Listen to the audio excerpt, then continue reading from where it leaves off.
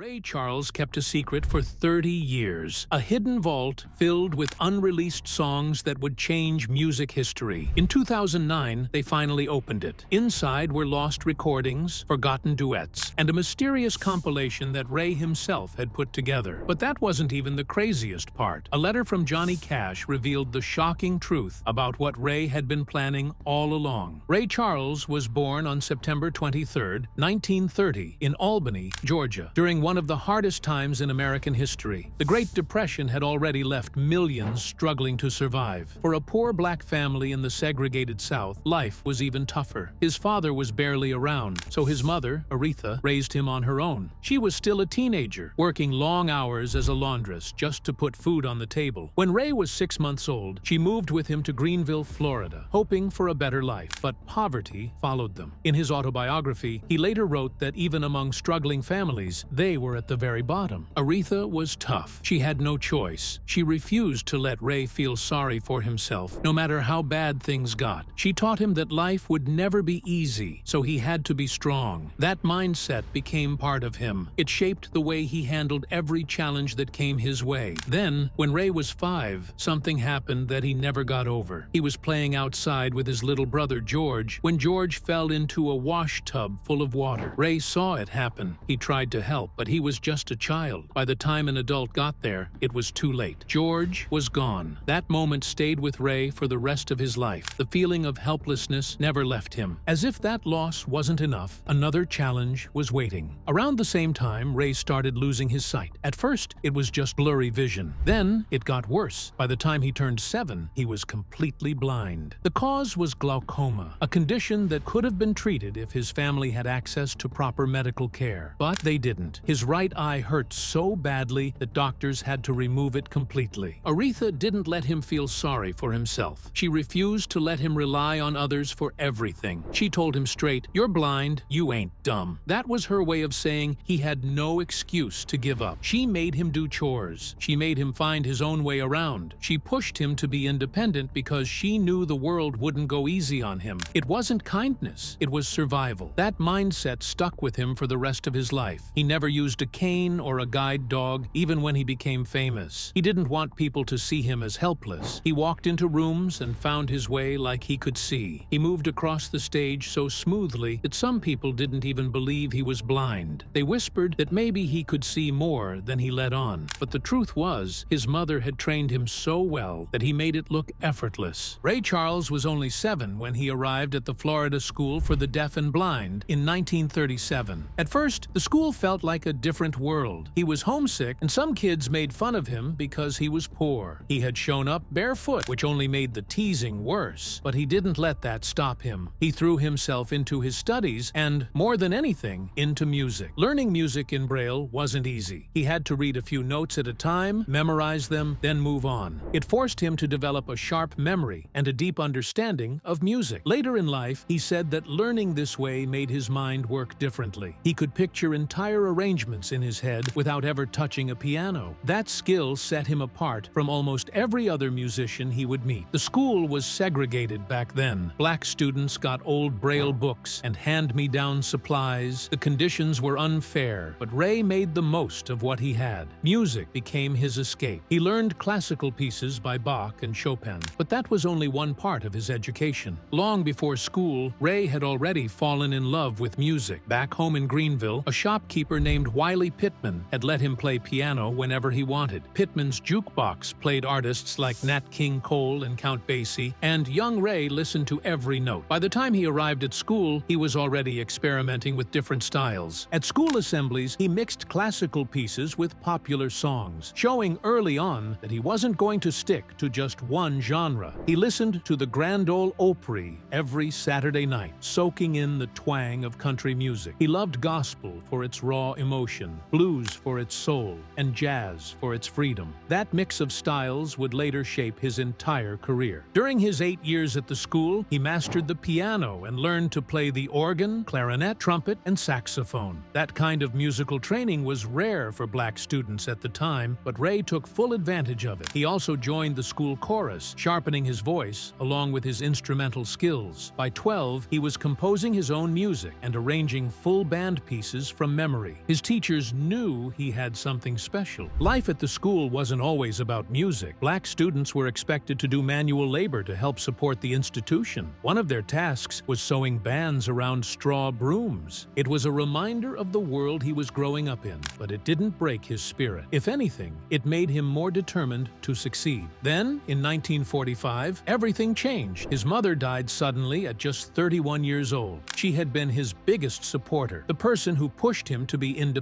Without her, Ray felt lost. He tried to keep going at school, but his heart wasn't in it anymore. That same year, he played a prank on a teacher and got expelled. His education was over at 15, but his real journey was only beginning. At 16, Ray Charles made a decision that would change his life. It was 1948. He had just lost both of his parents. Blind since he was 7, he boarded a bus in Tampa, Florida, and headed for Seattle. The trip took 5 days. He barely had any money, but he was determined to start fresh. He wanted to get as far as possible from his past and find new opportunities. Seattle was full of music. In the Central District and Pioneer Square, jazz clubs were everywhere. More than 30 venues packed with musicians who had played in wartime bands during World War II. The competition was tough, but that's what made it exciting. It was the perfect place for a young musician trying to make a name for himself. Not long after arriving, Charles met a 14-year-old Quincy Jones. Even at that age, Jones was a musical prodigy. They first crossed paths at the Black Elks Club, and something just clicked. Jones couldn't believe how independent Charles was, living on his own, cooking for himself, even fixing his own record player without help. Charles had also taught himself to arrange music using Braille notation. The two spent hours playing together, pushing each other creatively, learning from one another in ways that would shape both of their futures. Charles started performing in clubs like the Rocking Chair and the Black Elks Club with his first band, the McSon Trio, named after him and guitarist Gossie McKee. It was the first time he had steady gigs and a community that embraced him. Years later, he would say, "Seattle is the town where I made my first record. And if you ever want to say where I got my start, you have to say that." That first record came in 1949. Charles recorded Confession Blues with his band, though the record label mistakenly credited them as the Maxine Trio instead of the McSon Trio. The song took off, reaching number 2 on the R&B charts. It was recorded under Downbeat Records, later known as Swing Time Records. The style was smooth, a blend of jazz and blues, heavily influenced by Nat King Cole and Charles Brown. In those early days, Charles was still mimicking the artists he admired, rather than creating something truly his own. Jack Lauderdale, a music executive, had seen Charles perform at the Rocking Chair and knew he had something special. He wasted no time setting up a recording session. Along with Confession Blues, they recorded I Love You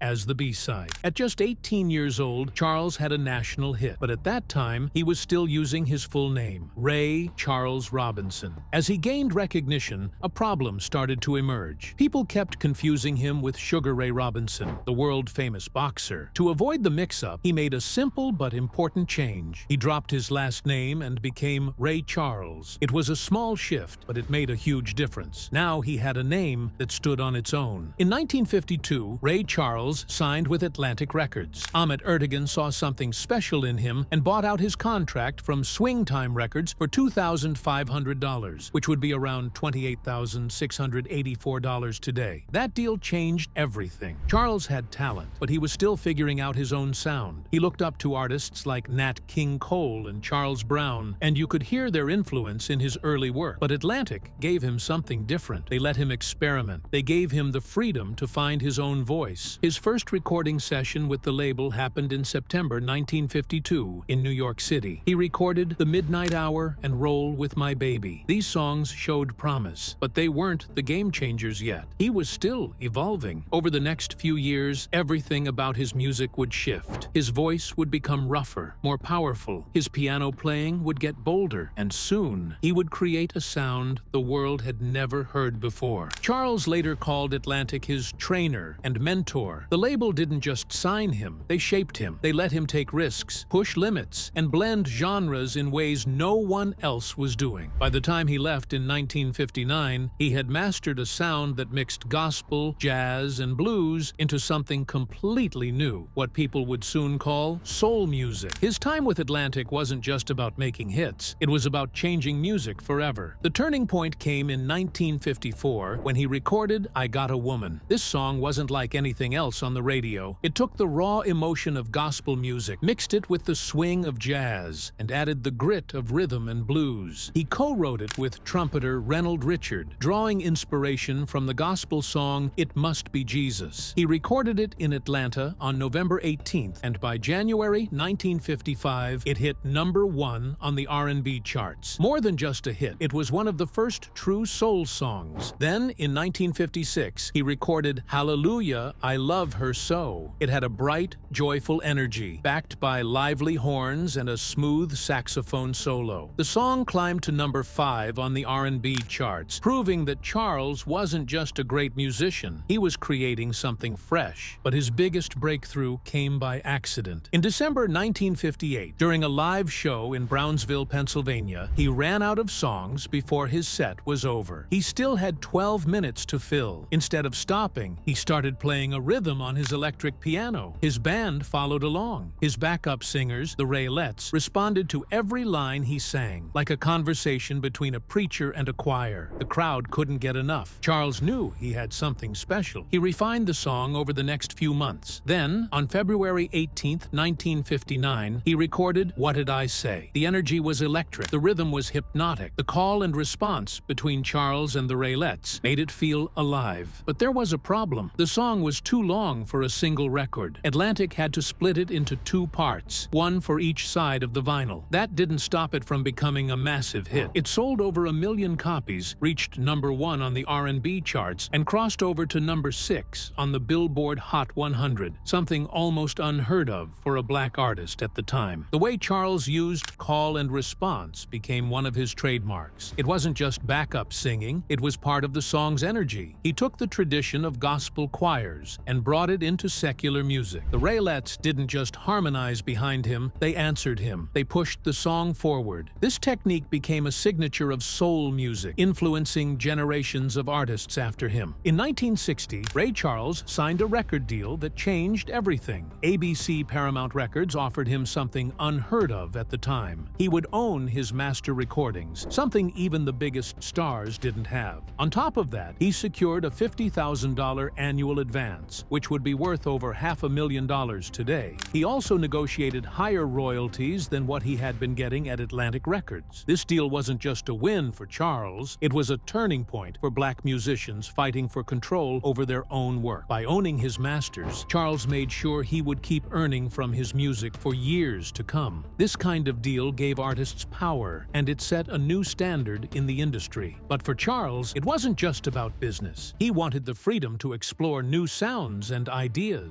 His first major hit under ABC proved why that freedom mattered. In 1960, he released Georgia on My Mind. The song won 2 Grammy Awards, and years later became the official state song of Georgia. It was the start of something bigger. 2 years later, Charles took a risk that no one expected. In 1962, he released Modern Sounds in Country and Western Music. A black artist recording country music was almost unheard of back then. Country was seen as a white genre, and the music industry kept those worlds separate. But Charles had never cared about limits. He took country classics and blended them with soul, jazz, and R&B. The result was something completely new. Fans weren't sure what to think at first, but when I Can't Stop Loving You hit the airwaves, everything changed. The song spent 5 weeks at #1 on the Billboard Hot 100. The album sold over 500,000 copies in just 3 months and later went gold. It was one of the best-selling albums by a black artist at the time. Decades later, Rolling Stone called it one of the greatest albums ever made. But back then, it was more than just a success. It was a statement. Charles had proven that music could break down barriers. He had taken a genre divided by race and made it universal. During this time, Charles was releasing hit after hit. Georgia on My Mind had already made history as his first #1 single. But in 1961, he did it again with Hit the Road Jack. The song, written by Percy Mayfield, had an unforgettable back and forth between Charles and the Raylettes. It was playful, powerful, and impossible to ignore. The song shot to #1 and won a Grammy for Best Rhythm and Blues Recording.